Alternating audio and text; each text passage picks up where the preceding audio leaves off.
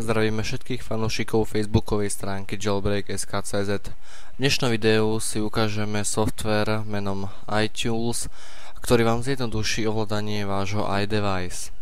Pred použitím tohto softvéru vás musíme upozorniť, že pre jeho správne fungovanie je nutné mať nainštalovaný posledný iTunes od Apple, čo v tomto prípade znamená iTunes 11. Poďme si pozrieť tento program. iTunes je veľmi jednoduchý na používanie a už aj bez pripojenia akéhokoľvek zariadenia vám ponúka dve možnosti. Tento program vyhľadá nainštalované aplikácie vo vašom iTunes a ponúkne vám nové možnosti, ktoré sa s nimi dajú robiť.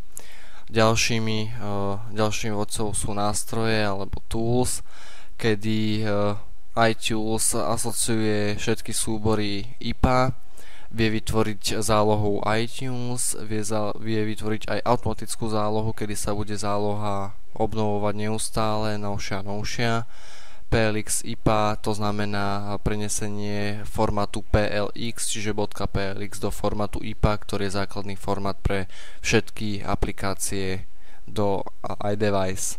Make ringtone je skvelá vec pre ľudí, ktorí si chcú vytvoriť zvonenie do ich väčšinou iPhoneov, ale nechce sa im to robiť zložitým spôsobom cez vytvorenie ACR, AC3 a AC3R a podobne a bla bla bla. No, prejdeme si do kolónky iPhone užívateľa, čiže ku pripojenému zariadeniu. Tu vám ukazuje iTunes všetky potrebné základné informácie, ktoré sú potrebné, a tuto, takisto ako iTunes, vám ukazuje aj veľkosť a využitie pamäte vašho iPhoneu. Tu ako môžete vidieť, je data capacity pre užívateľa, čiže zabratie daného voľného miesta užívateľom, čiže jeho súbormi, fotky, muzika, filmy, iBooks, aplikácie a podobne. A tu vidíte, koľko je zabraté systémovo, čiže systémovo je zabratých 1,05 GB a voľných je 160 MB. Ako si môžete všimnúť, tak v iTunes je ponúknutá ďalšia možnosť aplikácie, kedy vám ukazuje nainštalované aplikácie vo vašom iDevice a ponúka vám možnosť i ho na diaľku odinštalovať, zazálohovať alebo prehľadávať folder danej aplikácie v iPhone.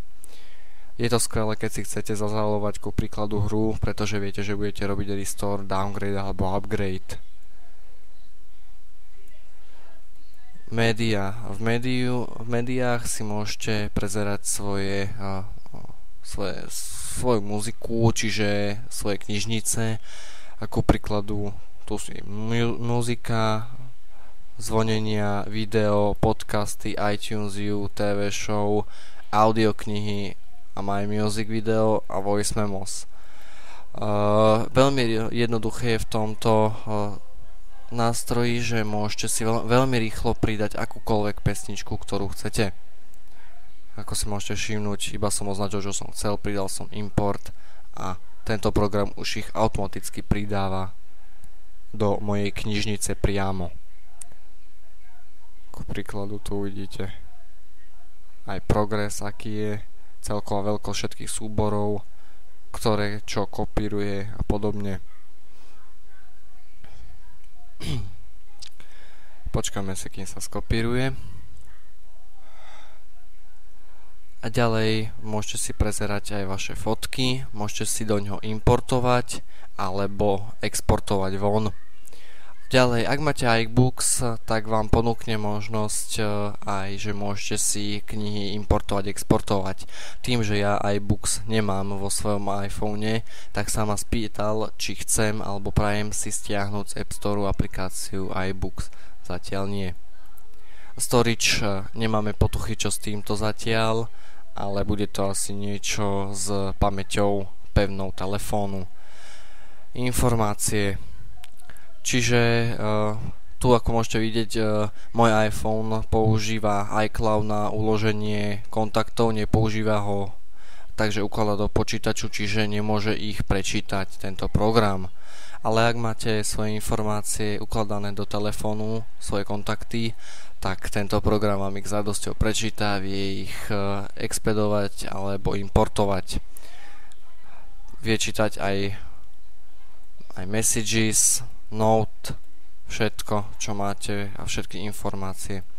Desktop, toto je veľmi dobrá aplikácia, kde vám ukazuje tento program všetky aplikácie, ktoré máte nainštalované a môžete si ich taktiež ako v iTunes presúvať podľa vlastného uváženia. Skvelou vecou v tomto programe je to, ak sa vám ku príkladu pokazí LCDčko a vy potrebujete nejakú prácu s iPhoneom ešte predtým, než vymeníte sklo, tak táto aplikácia v iTunese vám pomôže sa v ňom orientovať bez použitia. Volá sa to Live Desktop, čiže živý prenos vašej obrazovky do počítača. Je to síce trošku pomalšie, ale ak potrebujete niečo súrne spraviť, bez problémov vám pomôže.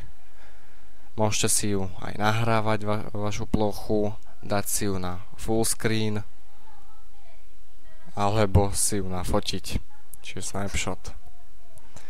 Ďalej file system. Toto neodporúčame bežným užívateľom sa v tomto, nazvem to, hrabať, pretože môže si vážne poškodiť svoj iDevice. Tu vlastne vidíte všetky súbory, všetky systémové súbory vášho zariadenia a ten, kto sa od toho vyzná, si vie presne porobiť, čo potrebuje. Vie si vytvoriť nový folder, importovať rôzne súbory a podobne. Advanced.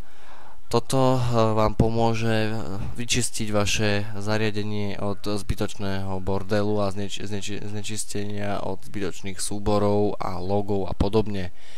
System log vám načítava všetky logy, ktoré váš iPhone zaznamenal. Môžete si ich aj uložiť na plochu. iTunes Connection, to znamená, že iTunes sa automaticky zapne a otvorí, keď pripojíte akékoľvek vaše iTunes zariadenie. Môžete túto aplikáciu alebo túto možnosť vypínať a zapínať. Crashlog. V Crashlogu vám iTunes vypíše všetky crashlogy a všetky padnutia aplikácií, ktoré sa stali a o ktorých má vaše zariadenie záznam. Ďalej si môžete vaše iDevice na diaľku vypnúť alebo si ho zreštartovať.